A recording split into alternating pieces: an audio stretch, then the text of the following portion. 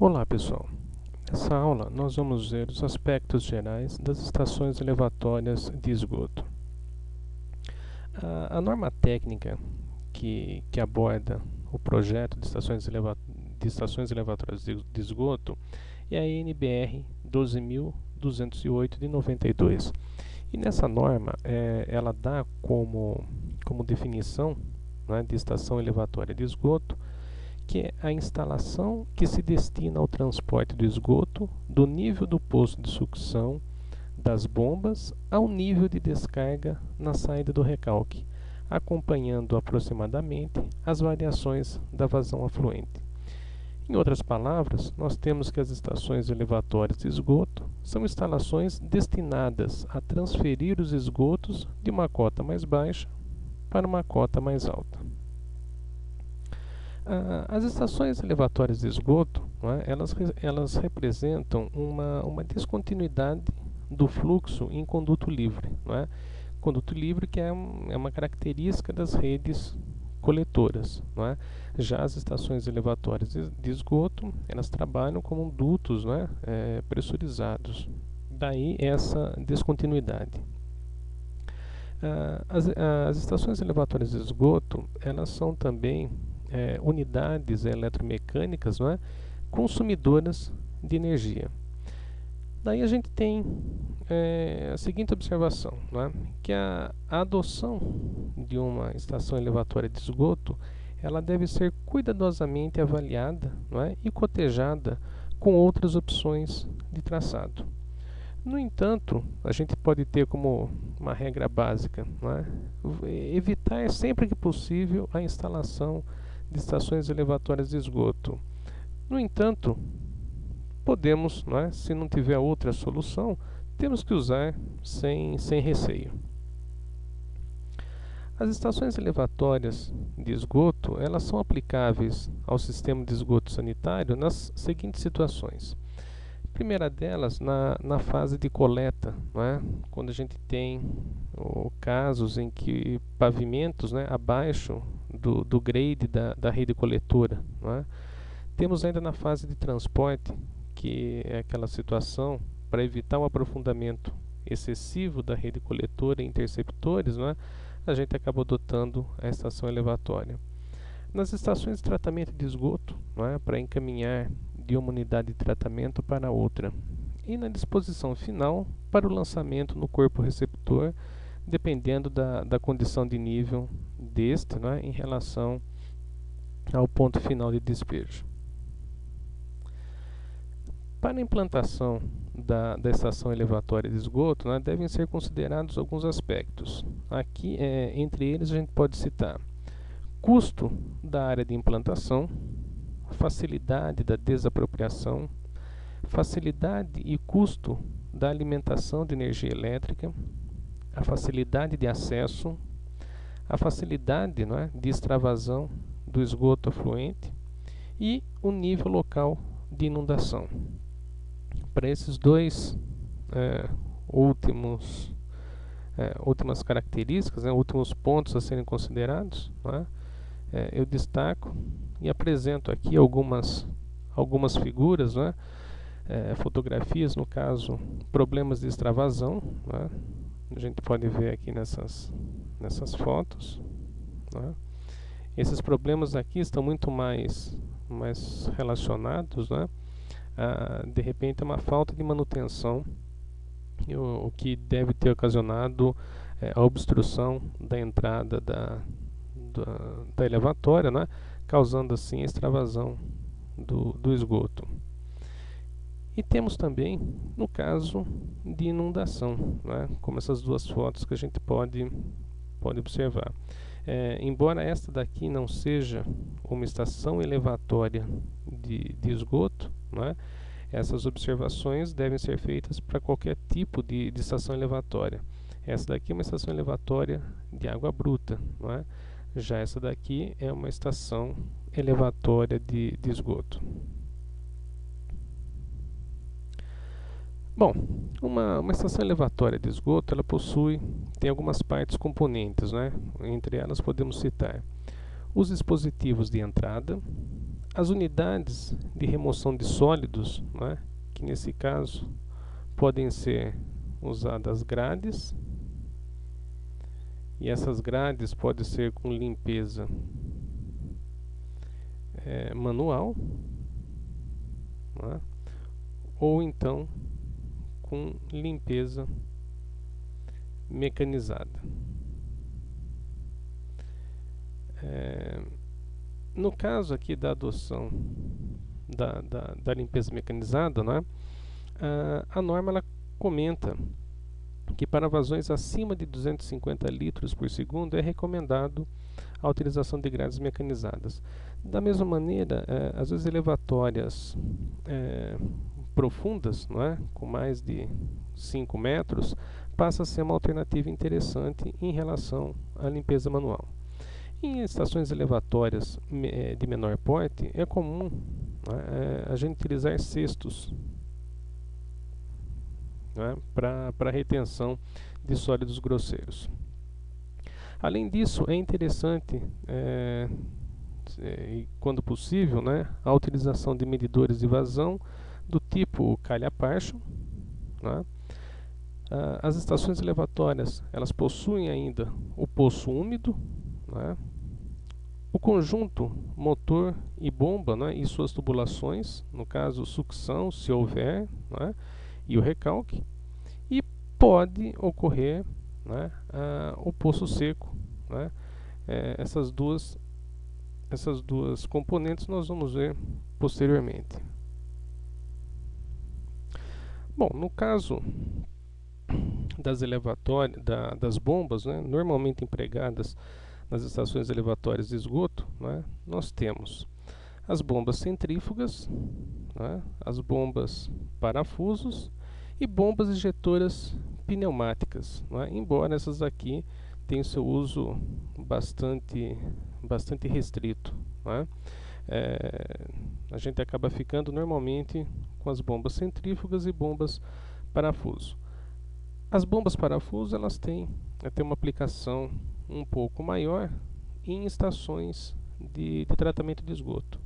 Então, estações elevatórias de esgoto, normalmente utilizadas ao longo da rede coletora, é comum a gente utilizar as bombas centrífugas. Essas daqui são fotos, né, por serem então as mais comuns, né. Essas daqui são elevatórias de bombas do tipo parafuso, né. Nós podemos ver aqui uma vista parcial dessas bombas e aqui nessa primeira os motores, né, que acionam essas roscas. Já com bombas centrífugas, né, nós temos essa figura que pode exemplificar, né, um conjunto de motor-bomba de eixo horizontal com bomba autoescorvante, né, é um tipo bastante utilizado. Essa outra figura ela ilustra uma estação elevatória de poço úmido com bombas submersíveis. Notem que aqui, aproveitando essa figura, né, já para mostrar algumas das características, né, nós temos a entrada do esgoto, né, as bombas posicionadas nesse caso aqui ao fundo, né, e aqui a nossa linha, a linha de recalque. Notem que nas bombas submersíveis, né, nós não temos a tubulação de sucção, né, já a entrada da bomba, né, nós já temos, e aí já vem o recalque, né. Um detalhe, essa figura aqui é bastante interessante, né, ela ilustra, porém, esta entrada de esgoto, normalmente a gente constrói um anteparo, né, para evitar que essa agitação, né, da entrada do esgoto no poço úmido possa introduzir bolhas, né, e que venham entrar na bomba, né, podendo causar algum problema, né, ou mesmo a cavitação. Essas daqui são fotos, né, de estações elevatórias, né, de poço úmido utilizando bombas submersíveis, né. Pode ver que é uma instalação, é uma elevatória de porte pequeno, né, de pequeno porte, bastante simples, né.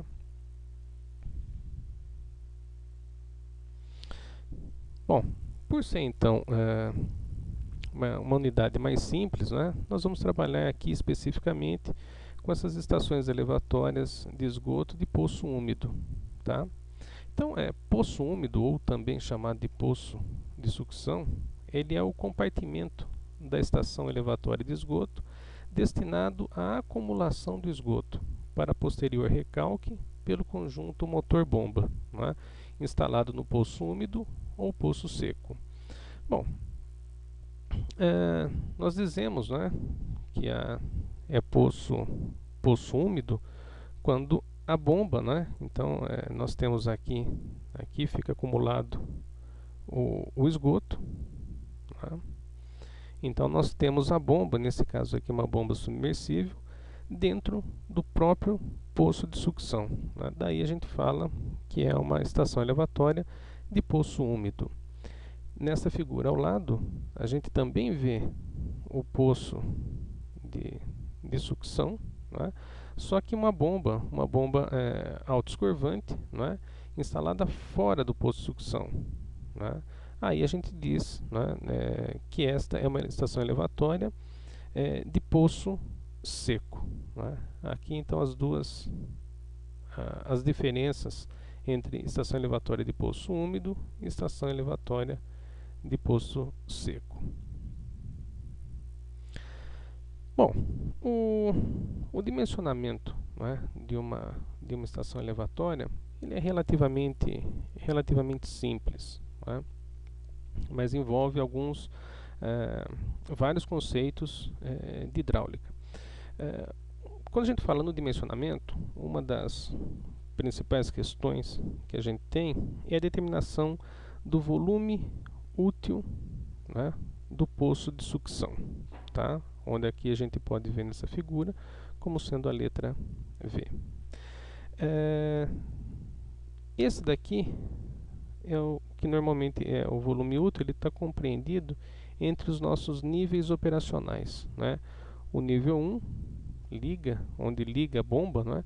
Esse aqui é o nosso nível máximo, e o nível 0 desliga é o nosso nível mínimo, tá? Então, em geral, esta altura, né, entre o nível máximo e o nível mínimo é maior que 60 centímetros, ficando normalmente em torno de 1 metro, 1,5 m, né? É uma boa faixa de operação. Esta parte aqui, mais ao fundo, né, que vai do nível mínimo até o fundo propriamente dito, né, do poço de sucção, é o que a gente chama de nível de submergência, né? É um nível necessário, né, para que não haja formação, uma vez que a entrada da tubulação está nessa região, ou mesmo a bomba está nessa região, é uma altura necessária para que não haja a formação de vórtice e entrada de ar para dentro da bomba, né? Pois bem, então este volume útil, né, ele é definido, né, ou pode ser determinado pela vazão a gente pode considerar a vazão de recalque, tá? E o tempo de ciclo, né? Ou seja, um intervalo de tempo entre duas partidas sucessivas de uma bomba, tá? Então, quando esse nível está aqui, a bomba liga, né?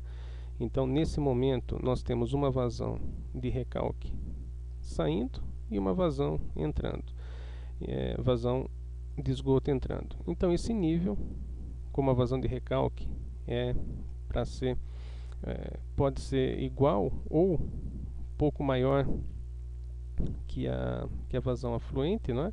Então esse nível tende a diminuir, né, mais lentamente.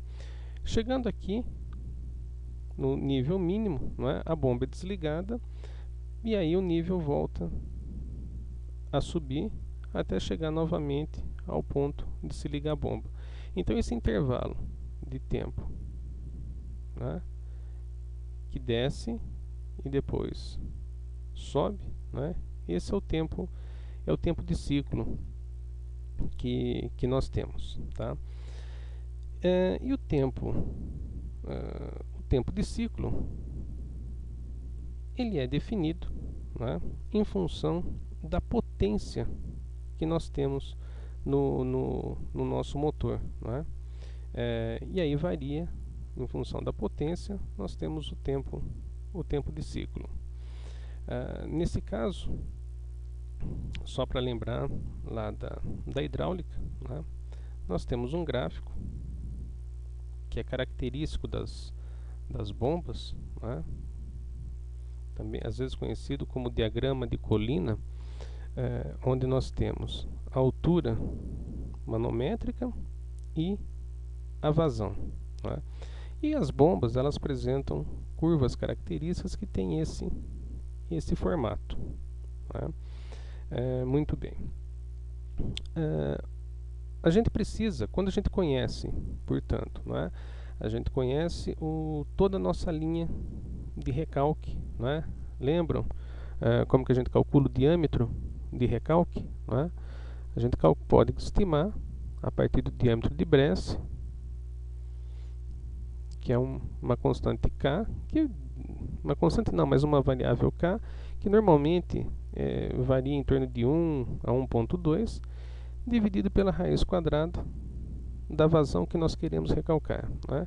O diâmetro de recalque é o diâmetro comercial mais próximo, né, que a gente encontra diâmetro de Bresse. Pois bem, definido então nosso diâmetro de recalque, diâmetro de sucção, né, todo o nosso traçado, nós podemos construir uma curva que representa o nosso sistema, né, nosso sistema de recalque. Essa curva, né, a gente pode representar por H é igual ao desnível geométrico, tá? Que viria a ser então é o desnível entre o nosso nível mínimo da elevatória e o ponto até onde nós queremos elevar o esgoto, né, o ponto final. Então esse é o nosso desnível geométrico mais a nossa perda de carga, né? A perda de carga, como vocês viram, né, ela leva em consideração não só a perda distribuída, como também a perda localizada, né? Então a gente pode usar aqui as fórmulas de Hazen-Williams, né? Lembrando aqui de corrigir o comprimento, né? Utilizar não somente o comprimento real da tubulação, mas também o comprimento equivalente de todas as peças que compõem a estação elevatória, né? Ou então podemos utilizar a fórmula da perda de carga universal, né? Também lembrando de corrigir, né, as perdas de carga localizada. Bom, do cruzamento dessas duas curvas, aqui a curva da bomba, aqui a curva do nosso sistema de recalque, desse cruzamento nós temos exatamente a vazão de recalque, né? A vazão de recalque. Com essa vazão, nós podemos estimar qual é a potência, né, que vai ser consumida, tá? Em função da potência consumida, nós temos aqui podemos definir o tempo mínimo de ciclo, né? Então, por exemplo, uma bomba, um conjunto elevatório que tenha dado uma potência da ordem de 50 HP, né, deve ter um tempo de ciclo mínimo de 15 minutos. Bom, esse tempo de ciclo, voltando aqui a nossa... esse tempo de ciclo a gente utiliza aqui. O que é a nossa vazão de recalque. Daí a gente determina qual é o volume útil desse poço. Bom, sabendo esse volume, encontrado esse volume útil, não é? E sabendo que esse nível operacional, que é a altura, né, entre o nível máximo e o nível mínimo, sabendo que esse desnível é da ordem, né, de, podemos ter aí 1,10 m a 1,5 m, né, mas sempre maior que 60 centímetros. Se nós temos o volume e fixamos, por exemplo, né, essa altura, nós temos a área superficial, né, a área do nosso poço de sucção. Ou podemos fazer da maneira contrária, né? Fixarmos uma determinada área, e encontrarmos a altura e ver se ela fica maior que 60 centímetros, né? Ou se fica entre 1,10 m, 1,5 m, já é suficiente. Bom, determinado o volume útil, a gente precisa verificar o nível de submergência, né? Como já foi comentado. Algumas das bombas que a gente escolhe, né, ela já vem, o fabricante já especifica essa altura mínima necessária, né, principalmente no caso de bombas submersíveis, tá? No caso de bombas centrífugas, se a gente vai fazer alguma tomada para que a bomba trabalhe afogada ou não afogada, nós temos, daqui a pouquinho a gente vai ver algumas medidas que podem ser adotadas. Bom, mas com relação ainda ao dimensionamento da estação elevatória, nós temos uma outra, né, um outro parâmetro, né, que é com relação ao tempo de detenção hidráulico, tá? Que a norma recomenda que seja de até 30 minutos. Bom, e como que nós verificamos esse tempo de detenção hidráulico? Definido, portanto, né, a nossa área da estação do poço de sucção, né, nós temos que a altura efetiva é a altura que compreende do fundo do poço de sucção até a metade do nível operacional, né, da altura útil, tá? Ou seja, até a metade do nível, né, entre o nível máximo e o nível mínimo. Bom, essa altura efetiva que nós temos então aqui, multiplicada pela área em planta, né, da nossa elevatória, a gente determina qual é o nosso volume efetivo. Daí o nosso tempo de detenção hidráulica pode ser determinado como sendo o volume efetivo dividido pela vazão média afluente, né? Esse tempo de detenção, conforme recomenda a norma 12.208, deve ser menor ou igual a 30 minutos. Tá? Como foi mencionado, né, anteriormente, nós temos então, né, que o volume efetivo é a vazão média vezes o tempo de detenção, ou, como mencionado anteriormente, né, o tempo de detenção hidráulico é o volume efetivo dividido pela vazão média, né? Com isso, a gente tem a parte física, pelo menos, né, da estação elevatória dimensionada. Resta-nos, portanto, né, definir algumas propriedades ainda. Relembrando, entre o nível máximo operacional e o nível mínimo operacional, né, nós temos a nossa altura de operação, que deve ser maior que 0,60. Com relação ao nosso nível de submergência, né, há algumas medidas que a gente deve verificar. Por exemplo, é recomendado que, fazendo uma captação como essa que nós estamos vendo, né, ter uma submergência de pelo menos, né, 3 diâmetros de sucção, lembrando que deve haver pelo menos um diâmetro de sucção em relação ao fundo. Né? Então, como medida mínima da altura de submergência, nós temos em torno de 4 diâmetros de sucção. Né? É interessante também a gente, entre o nível máximo operacional e a entrada, deixar uma certa distância, tá? 0,10 a 0,15 metros, né? 10 a 15 centímetros, né? E definir ainda um nível máximo onde soaria um alarme, por exemplo, né?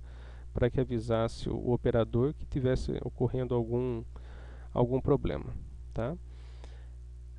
A norma ela recomenda ainda a utilização de um extravasor, né? No caso de pane. Porém, essa é uma medida ainda bastante que tem surgido um certo questionamento, né? Daí às vezes a necessidade ou da instalação de um gerador de energia elétrica, né? Exatamente para que a gente não use a extravasão e tenha esse gerador para suprir a falta da energia elétrica, né, de uma eventual pane, ou ainda a instalação de um poço-pulmão. Né? Na verdade é um poço com um volume determinado, né, que leva em consideração uma parada de aproximadamente 2 horas, né, de energia elétrica. Então assim, é um poço onde vai acumular todo o esgoto, né, durante um período máximo de 2 horas. Né? Para daí, voltando a energia elétrica, poder dar conta de todo esse volume que ficou armazenado. Bom, além dessas características, né, embora a gente já tenha então encontrado as dimensões físicas do poço, não podemos esquecer, né, ainda que precisamos verificar se há ou não a cavitação, né, para que não ocorra a cavitação, é necessário a gente verificar, né, se o NPSH disponível, né, e o NPSH requerido. Né, o NPSH disponível é aquele disponibilizado pelo ambiente, né, da nossa estação elevatória, né, e é maior que o NPSH requerido, que é uma característica, essa daqui, da bomba, né? E é fornecida pelo fabricante. Além disso, além da gente verificar a não ocorrência da cavitação, a gente precisa verificar a questão do transiente hidráulico, né? Ou seja, qual é a sobrepressão, né, no caso de uma parada da bomba, qual é a sobrepressão que vai ocasionar na nossa linha de recalque, né? Mas esses dois pontos já foram vistos, né, nas aulas de hidráulica, e creio que é perfeitamente tranquilo de fazer essa verificação. Ok? Bom, é isso, pessoal.